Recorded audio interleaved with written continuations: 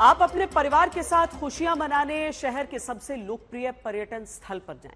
वहां इसे सिर्फ हादसा, दुर्घटना, चूक कहने वालों को आज तक की दस्तक को देखना जरूरी है। कहानी उसी मोरबी की है जिसकी खबर आप कल शाम से देख रहे हैं।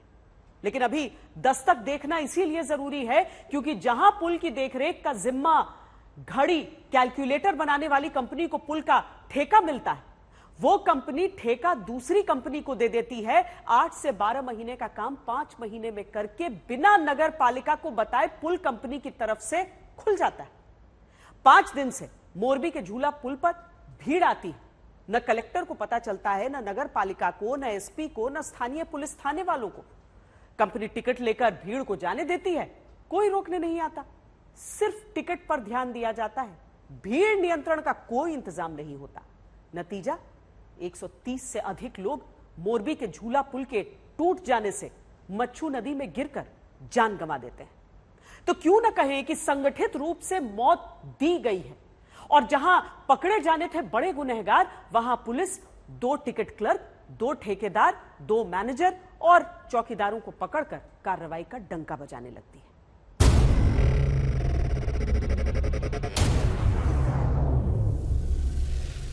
गुजरात के मोरबी में मौत की झूलती सांसों के इस वीडियो को आपने कई बार देख लिया होगा, जहां झूलता पुल गिर गया। लेकिन क्या आपने अब तक एक बार में मौत के पुल की पूरी कहानी देखी? जहां 45 बच्चों को मार दिया गया। सबसे कम उम्र के जिस बच्चे की जान इस पुल पर ली गई वो सिर्फ 2 साल का था। सबसे भारी मौत क्यों ना इसे कहा जाए। क्या आप ये नहीं जानना चाहेंगे कि मोरबी के पुल के गिरने के बाद इसे गैर इरादतन हत्या कहना गलत है? क्यों ना इसे सिर्फ और सीधे हत्या कहा जाए। और ये पब्लिक को दिखा रहे कि हम लोग 2 करोड़ रुपए का खर्चा करें। 2 करोड़ का खर्चा करे तो ये हादसा क्यों हुआ? कैसी मरम्मत थी उसकी अगर बानगी आपको देखनी हो, ये देखिए जो आप हुक देख रहे हैं, नट बोल्ट देख रहे हैं, ये अपनी जगह पर टेढ़े हो चुके हैं। जो रविवार शाम हंसते मुस्कुराते मोरबी के झूलतो पुल यानी झूलने वाले पुल पर गए, वो लौटे तो मुंह ढकना पड़ा चादर से, सांसें थम गई। मच्छू नदी के जितने पानी में गिरकर डूबने से ये मौतें हुई, उससे ज्यादा आंसू अब इनके घर वाले जीवन भर बहाने को मजबूर होंगे। हमारे बच्चे का ऐसा वीडियो नहीं चाहिए, लगन का वीडियो चाहिए, शादी का वीडियो, ऐसा वीडियो हमारे बच्चे का हमको नहीं चाहिए। तब क्या आप नहीं जानना चाहेंगे कि आंखें बंद करके किस किस ने 130 से ज्यादा लोगों को मरने दिया? लेकिन अगर मैंने तीसरा कदम बढ़ाया तो आगे कुछ नहीं है, क्योंकि यहीं से वो पुल टूट गया था। ठीक मेरे पीछे लटका हुआ हिस्सा आप देख रहे हैं। चीफ फायर ऑफिसर ये कह रहा है कि जो एनओसी सर्टिफिकेट होना चाहिए था वो नहीं लिया गया था। दिवाली पर नया साल मनाते गुजरात में जो खुशियों में डूबे, रविवार शाम संगठित कातिल लापरवाही की वजह से डूबकर चिता तक पहुंच गए। तब क्या आज आप ये नहीं जानना चाहेंगे कि कैसे और किस किस ने मिलकर देश के नागरिकों का मौत का टिकट काटा? इतनी सी जगह है, मैं कदम से अगर गिनूं 1, 2, 3, ये लगभग 3 फीट से भी पतला इलाका है जहां से इतने लोग जा रहे थे। क्या अंदाजा नहीं लगा? क्या वो ये नहीं समझ पाए कि कितने सारे लोग यहाँ पर जा रहे हैं? कोई बिना मंजूरी तो मिलती नहीं है। उसकी खुद की जेब भरने के लिए, अंगत स्वार्थ के लिए, पैसा कमाने के लिए ये 150 आदमी की जान ली है उसने। कौन है ये उसने जिसने नहीं निभाई अपनी जिम्मेदारी, जिसने मान लिया कि आम आदमी बस यूं ही सरकारी लापरवाहियों के बदले जिंदगी की कीमत चुकाने के लिए बना है? आज तक संवाददाता गोपी घांघर, आशुतोष मिश्रा, अरविंद ओझा और मुस्तफा शेख आपको मोरबी में मौत देने वाले पुल के जिम्मेदारों का एक एक सच दिखाने जा रहे हैं। गुजरात के गृह मंत्री से लेकर गुजरात पुलिस के अधिकारियों तक सबकी कोशिश अभी ये बताने में है कि 130 से ज्यादा लोगों की जान जाने के बाद प्रशासन ने बहुत तेजी से काम किया। गुजरात के गृह मंत्री हर्ष संघवी से सवाल कीजिए कि कौन जिम्मेदार है, जवाब में कहेंगे कि अरे हमने देखिए बचाव का काम कितनी तेजी से किया। 134 नागरिकों की जान जाने के बाद अगर गृह मंत्री गुजरात के बचाव के नाम पर पीठ अपनी थपथपा लेना चाहते हैं तो दस्तक देकर पूछना जरूरी है कि इसकी नौबत क्यों आई। ओ कमलेश बॉयज, मोरबी में उसी कातिल पुल का ये जनवरी महीने का वीडियो है जिसमें आगे जाता शख्स अचानक पुल पर पहुंचने से पहले एक जगह गिरने से बचता है। पुल पर कमजोर प्लेट इस शख्स को कई फीट नीचे जमीन पर पटक सकती थी। इसी रास्ते से सैकड़ों लोग रविवार को मोरबी के पुल तक पहुंचने के लिए चले, जैसे अभी आप आज तक संवाददाता आशुतोष को जाते हुए देख रहे हैं। इन सीढ़ियों से चढ़कर आगे वो पुल आता है जिसे मोरबी में झूल तो कहा गया। जहां पहुंचने के बाद संवाददाता आशुतोष को दिखता है जूता, छोटे से बच्चे का जूता, न जाने जिंदा बचे बच्चे का जूता या जिंदगी गवा चुके बच्चे की आखिरी निशानी। ये किसी एक बच्चे का जूता है। अब देखिए, जो सबसे ज्यादा मारे गए हैं लोग हैं उनमें सबसे ज्यादा संख्या महिलाओं और बच्चों की है, सो उसमें भी छोटे छोटे बच्चे। ये किसी बच्चे का जूता है जो यहाँ पर रह गया। जब भगदड़ की स्थिति हुई होगी, न जाने कितने भाग पाए, न जाने कितने बच पाए, निकलने में कामयाब हुए, लेकिन एक ही बच्चे का यहाँ जूता रह गया है। सोचिए उस भयानक मंजर के बारे में जब एक झटके में हंसते खेलते लोग अपनी सांसों के लिए झूल गए। ऐसे ही हादसे में जो किसी तरह बच पाए वो कहते हैं कि मरने वालों में सबसे ज्यादा बच्चे हैं। मैंने कई बच्चों को डूबते हुए देखा, मेरे से देखा नहीं गया, पर बट मेरे को तैरना नहीं आता था, इसलिए मैं थोड़ा लाचार था। जहां गुजराती नए साल के मौके पर चिंता से दूर नागरिकों को एक झटके में चिता की आग के मुहाने तक पहुंचा दिया गया, वहां गुजरात के गृह मंत्री हर्ष संघवी इस बात की डुगडुगी पिटवाते हैं कि अरे हमने बचाव का काम बहुत तेज शुरू किया। कोई घटना जब बनती है तो राज्य सरकार की सबसे पहली प्राथमिकता लोगों के बचाव कार्य की होती है। बचाव कार्य के साथ साथ उनकी सारवार की जिम्मेदारी सरकार की होती है। राज्य सरकार ने ये दोनों काम बहुत ही जल्द चालू कर।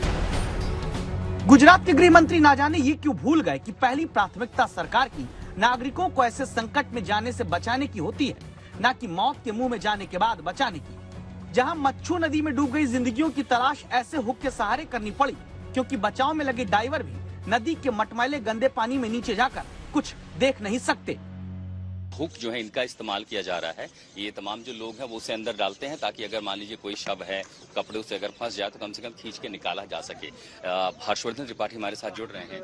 जो ऑपरेशन था ये कितना मुश्किल था और किस तरह की चुनौतियां हैं, और क्या ये संभावना है किसी तरह का चमत्कार की कोई मिल सके, जीवित मिल सके? नहीं, किसी के जीवित मिलने का तो कोई भी संभावना है नहीं, क्योंकि अगर आप पानी में डूबते हैं तो 5 से 10 मिनट के अंदर ही जो बच रहे हैं लोग वही बच पाते हैं। ये नौबत इसलिए आई क्योंकि वक्त रहते जिम्मेदारी बहुत से लोगों ने नहीं निभाई। जैसे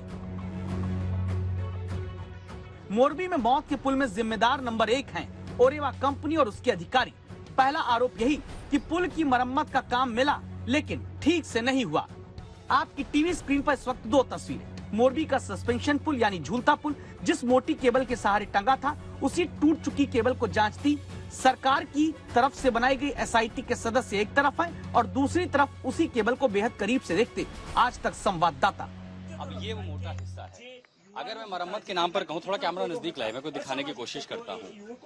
अब आप अगर देखेंगे इस मोटी केबल को बनाने के लिए ऐसे ऐसे और केबल है, और इस एक केबल को बनाने के लिए पतली केबल्स को लपेट के एक केबल तैयार की गई। पतली केबल से एक मोटी केबल और इसको लपेट के एक बेहद मोटी केबल। लेकिन अगर आप देखिए जंग लगने के बाद कैसे एक एक परत छूटती है, वो उसकी बानगी मुझे यहाँ दिखाई पड़ती है।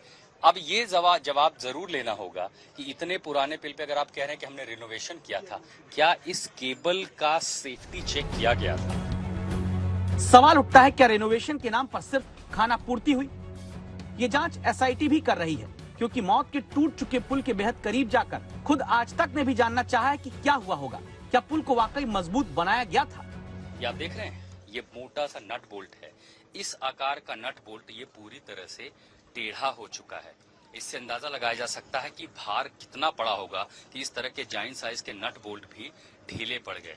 आप समझिए कि लगभग टूट भी सकता था, पूरी तरह से ये टेढ़ा हो चुका है। इस तरह के तार इस स्ट्रक्चर से जुड़े हुए हैं। जहां रोपवे शुरू होता है सस्पेंशन ब्रिज, हर एक हिस्से को उससे जोड़ा जाता है। इतने मोटे मोटे तार हाथी भी नहीं तोड़ सकते, लेकिन ये टूट गए। जिस हिस्से पर ये पिलर टिका हुआ है, ये पूरा हिस्सा टूट चुका है। यहाँ एक नट था जो इसको सपोर्ट करता है, उस बोल्ट का जो हिस्सा है वो उखड़ चुका है। यहाँ से ये तार, ये देखिए, ये लोहा एक जैसा, ये देख रहे हैं आप यहाँ ऊपर, ये ऊपर एल आकार में है, ये पूरा एल शेप एक पट्टी है, लेकिन नीचे आप देखते हैं लोहा बीच से फट चुका है।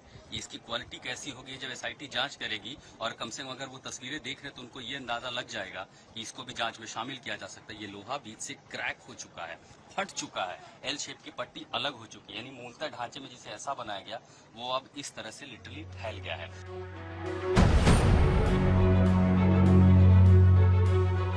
पुल की मरम्मत का काम Ajanta Oreva group of companies को नगर पालिका ने दिया।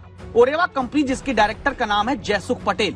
अब देखिए कंपनी ने क्या किया। इस कंपनी ने पुल की मरम्मत का काम देव प्रकाश सॉल्यूशंस नाम की अलग कंपनी को दिया, यानी थर्ड पार्टी के तौर पर देव प्रकाश सॉल्यूशंस नाम की कंपनी ने मरम्मत की, जिसके ओनर का नाम है पांचाल। यानी नगर पालिका से ओरेवा ग्रुप और ओरेवा ग्रुप से देव प्रकाश सॉल्यूशंस को पुल की मरम्मत का काम मिल गया। 2 करोड़ रुपए का खर्चा भी हो गया। लेकिन अब अपने ही परिवार के 2 बच्चों की जिंदगी गंवा चुके पिता पूछते हैं कि पैसा पुल बनाने में खर्च हुआ तो पुल गिर कैसे गया। 2 करोड़ का खर्चा करे तो ये हादसा क्यों हुआ? ये हादसा क्यों हुआ? और बिना मंजूरी के वो लोग पैसों के लिए चला ले, तो आज जिसके परिवार के 160 के 70 जितने जन लोग गए, वो तो उसके परिवार के गए ना मैडम, तो उनका क्या? आज तक को मिली ये कॉन्ट्रैक्ट की कॉपी है जो मोरबी नगर पालिका और ओरेवा ग्रुप के बीच हुआ। इसके मुताबिक मोरबी के झूले वाले पुल का जिम्मा 15 साल के लिए ओरेवा ग्रुप की मुख्य company Ajanta manufacturing private limited को मिलता है। मार्च 2022 से 2037 तक अजंता मैन्युफैक्चरिंग को ही इस पुल का जिम्मा नगर पालिका ने दे दिया। कॉन्ट्रैक्ट में तय होता है कि पुल की मेंटेनेंस और टिकट का कलेक्शन का जिम्मा प्राइवेट कंपनी अजंता के पास रहेगा। कॉन्ट्रैक्ट इस बात का भी हो जाता है कि हर साल टिकट के दाम में 2 रुपए का इजाफा कंपनी करती रहेगी। दावा है कि कॉन्ट्रैक्ट में मेंटेनेंस के लिए 8 से 12 महीने की बात की गई, लेकिन पुल सिर्फ 5 महीने में तैयार करके शुरू कर दिया गया। सवाल है, क्या टिकट से पैसे जल्दी कमाने के लिए पुल को तय समय से पहले शुरू कर दिया गया? ये है रेवा की वो टिकट। सस्पेंशन ब्रिज पर जाने के लिए आपको टिकट खरीदनी पड़ती है। ये 28 तारीख का टिकट मैं देख पा रहा हूँ, 28 अक्टूबर इस पर यहाँ लिखा हुआ है। 28 अक्टूबर की ये तारीख है कि इस पर जो है, और इसका कीमत जो है वो 17 रुपये है। ये 17 रुपए का टिकट, लेकिन लोगों ने बताया कि लोगों ने 50 रुपए तक भी भरे थे और दिए थे ताकि वो यहाँ पर पहुँच सके। क्या ओरेवा कंपनी के अधिकारियों की तरफ से 26 अक्टूबर को गुजराती नए साल की खुशी में भीड़ के लिए उस पुल को खोल दिया गया, जिसमें संभव है कि पूरी तरह मेंटेनेंस नहीं हो पाई थी। नतीजा, भीड़ के आगे वो पुल झूलते झूलते ढह गया और 130 से ज्यादा लोगों की जान चली गई।